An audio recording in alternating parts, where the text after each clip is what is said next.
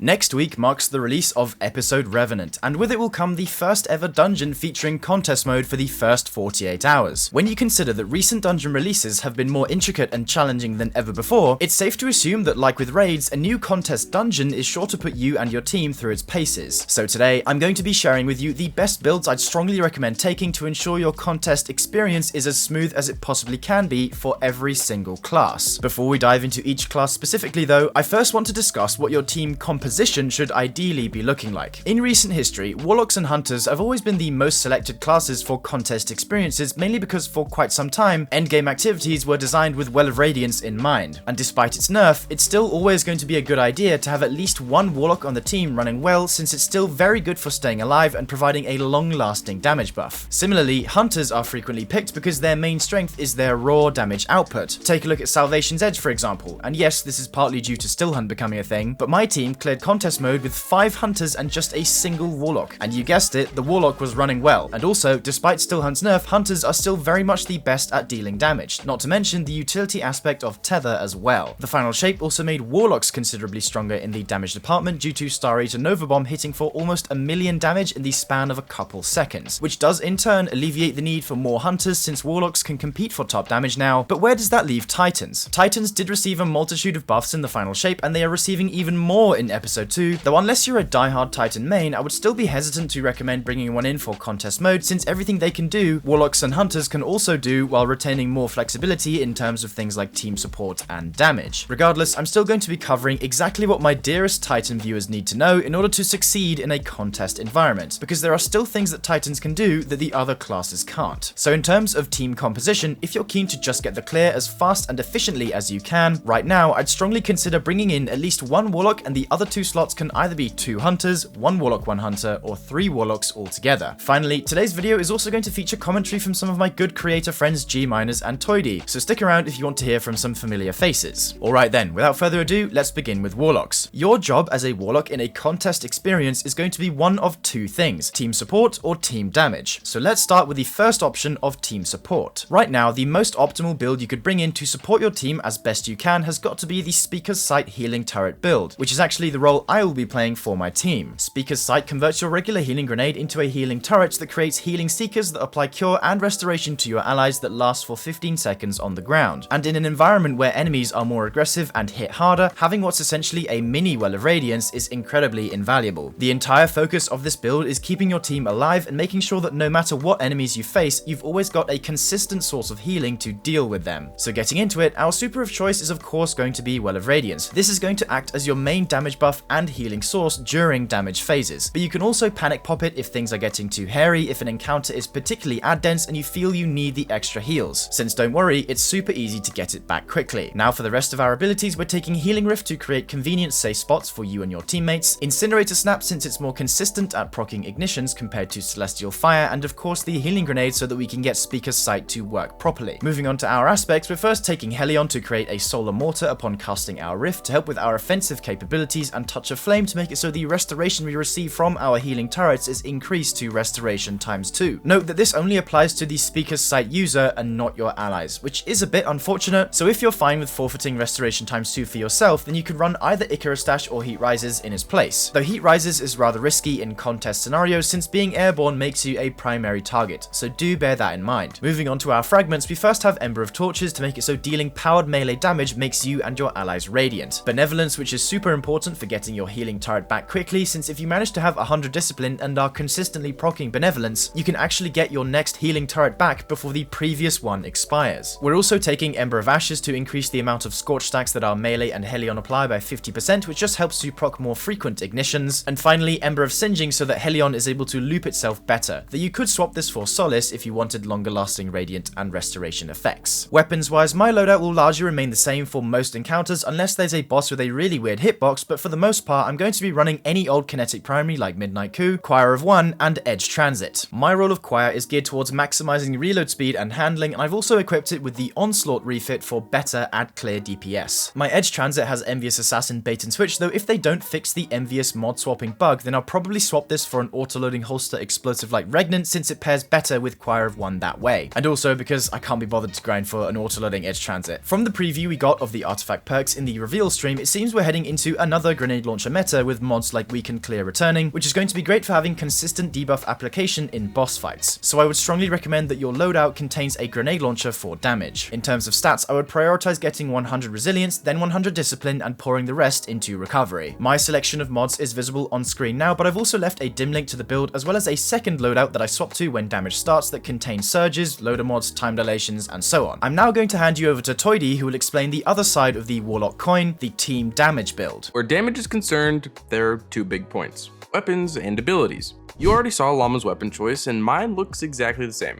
Where things get shaken up and where my build becomes different is when we look at abilities and the complementing exotic. The crux of it all comes from the exotic class item with the boringly potent roll of Star Eaters plus Apotheosis. Now, I don't want it to sound like using this class item is boring, because hitting close to 1,000,000 damage with a single button press is anything but that. But if you expected me to run some secret I have another world build, you'd be mistaken. Time 6 Feast of Light is simply too good to pass up. So with Star Eaters and Apotheosis as the focal point, we need to look at our subclass to see how I'm going to take advantage of it. The first thing to know is what super I'm taking into the dungeon, and through some deliberation with the team, we decided on me being ready to whip out both Nova Bomb and Song of Flame. This gives me the ability to respond to a number of possible scenarios. If there's a boss with a damage phase that lasts millennia, similar to the Ogre and Warlord's Ruin, I'll run Song of Flame. I'll do the same if there's a boss that needs to be stun locked, similar to Herald of Finality from the Day 1 Salvation's Edge raid race. But for most cases, Nova Bomb is going to be the go-to choice,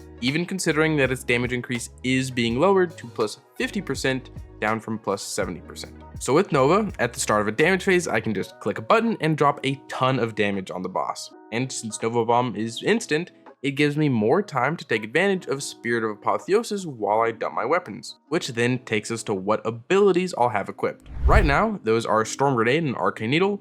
Both of these interface with my fragment choices, but Storm Grenade can easily be swapped for Vortex Grenade if we're looking for more sources of weaken. And then before I do discuss those fragments, my aspects are purely for neutral gameplay, with Hellion and Feed the Void. Hellion increases my damage output while roaming around and can actually add a few ignitions during DPS. I pair this aspect with Phoenix Dive for the on-demand heals and the shortest cooldown. Then Feed the Void is for both grenade regen and the insane survivability that instant full health on any kill offers. But then for my fragments, I have 5 open slots. The big ones are Courage, so my Nova Bomb hits 10% harder whenever we Darkness debuff a target. This is why I'm running Arcane Needle for that Unravel. Protection is also big because I will never say no to a 15% damage resist, especially on contest. And then the last main one is Dominance, so I can get Jolt from my Storm Grenade or Weaken from my Vortex/Prismatic Grenade. Then the last 2 are Preference, but I run Purpose, which will either give me Restoration or a Void Overshield on pickup, which I should also remind you that Void Overshields now offer 70% DR.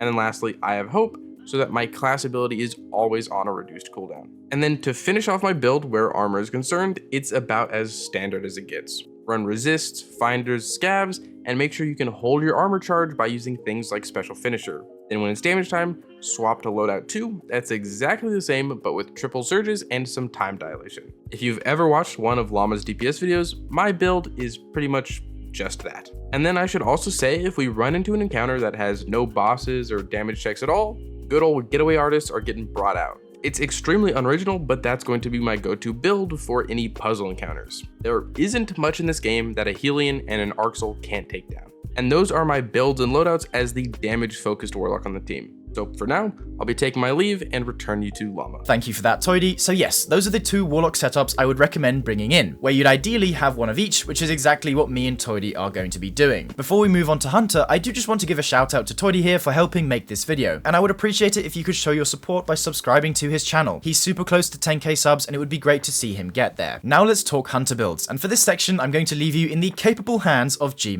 Take it away. When it comes to Hunters, currently I have 8 loadouts set up. I have 4 slots free, which just random loadouts on, which I might add later or just adjust kind of on the fly during the dungeon, things like that. As you're going to see, most of these are going to be on Prismatic or Void. I think these are the best 2 subclasses.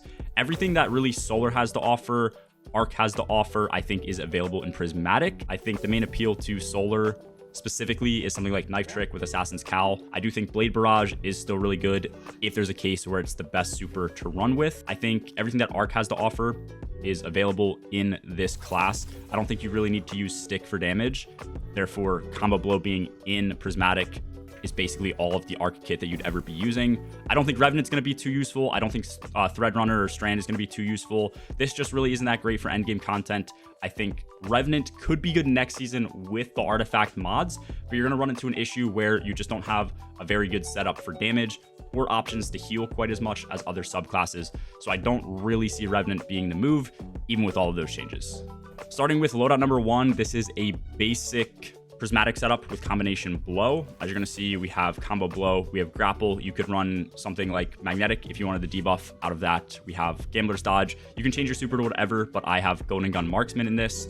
Your aspects don't really matter as much. I tend to rock threaded specter and winter's shroud. You definitely want winter's shroud on, obviously, but you could swap this for like stylish if you really wanted that invis. After that, you obviously need a class item with Liar's Handshake. In most ladies, what I have, Caliban's Hand would be really, really good as long as you don't need to keep your ads alive for whatever reason during a damage phase or something like that. You could also opt to run Assassin's Cowl with Liar here for the invis if you wanted to keep that going as well. And then this just transitions into my damage loadout where I have Celestial Nighthawk on to deal damage. I also have Surges here, which means I'm not using an Envious Assassin GL. I've just been rocking an auto-loading holster bait and switch. If you want to use Envious Assassin, that's completely fine, but you're gonna have to just have one loadout where I would probably just recommend doing 2 Surges, doing something like Recuperation to help keep you alive, and then whatever mod you want to put on, something like a 3 energy discipline mod. This would be the setup that I use if you want to just stick to Envious Assassin, because again, it's bugged, you can't swap, you'll lose all your Envious stacks. Moving along, I just have a basic Lucky Pants Void build right here, just using Lucky Pants. Even though this did get kind of nerfed / just changed, I think it's still going to be really, really good. It goes from 600% damage down to 450 now as its max potential, but I think its ease of use is going to be a lot better, and it's still going to be more than enough damage to take out a bunch of ads really quickly, a bunch of majors, mini bosses, things like that. I also love pairing it with Choir of One. This gun is like the best in the game currently. And then hopping in here, you can change your super to literally whatever. Reload dodge is great, especially for Lucky Pants. We have debuff options, and then really just playing to our invis. And then most importantly, we have Echo of Starvation.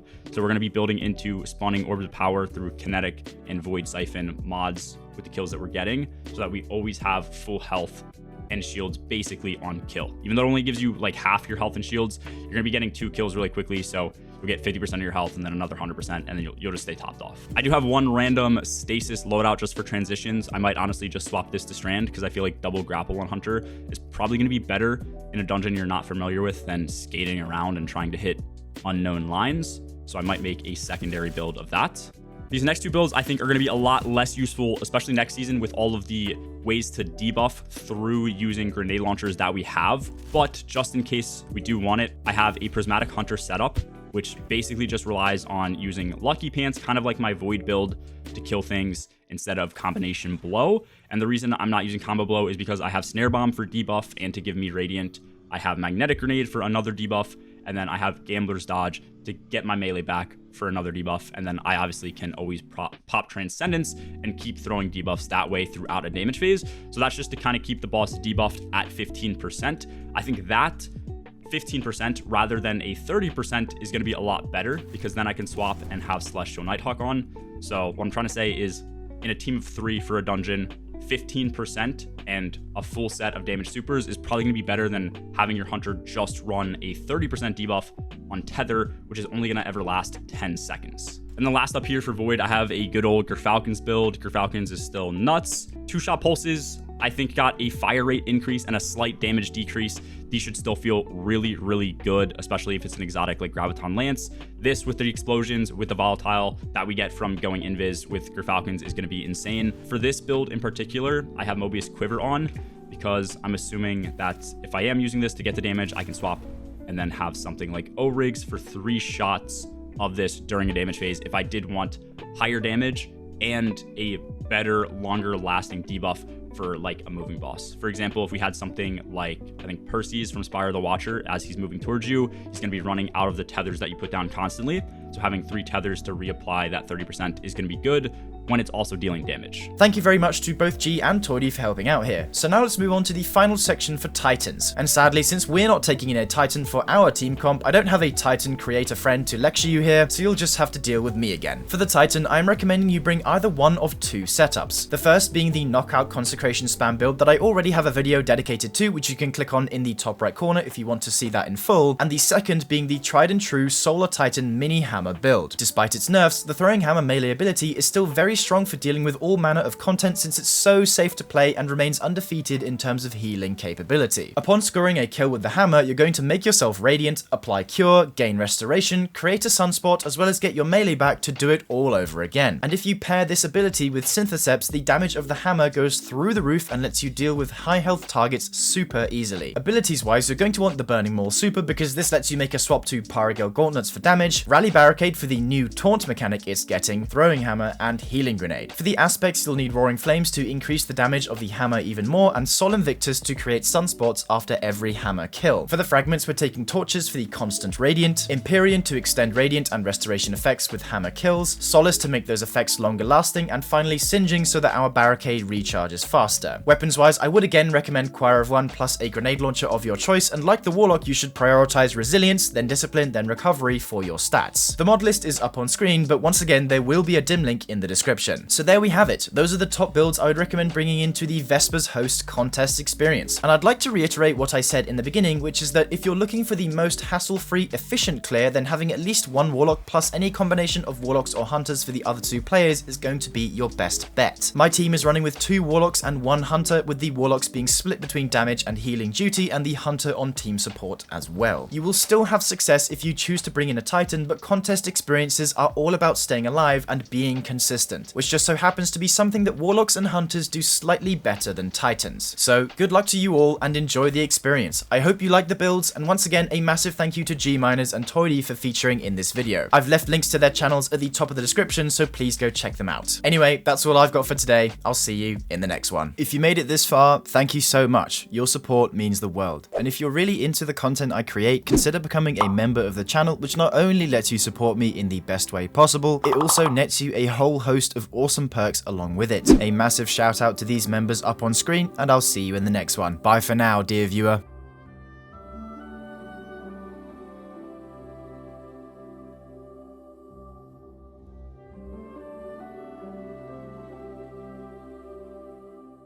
I clicked the wrong fucking loadout again. I did this last time. Why?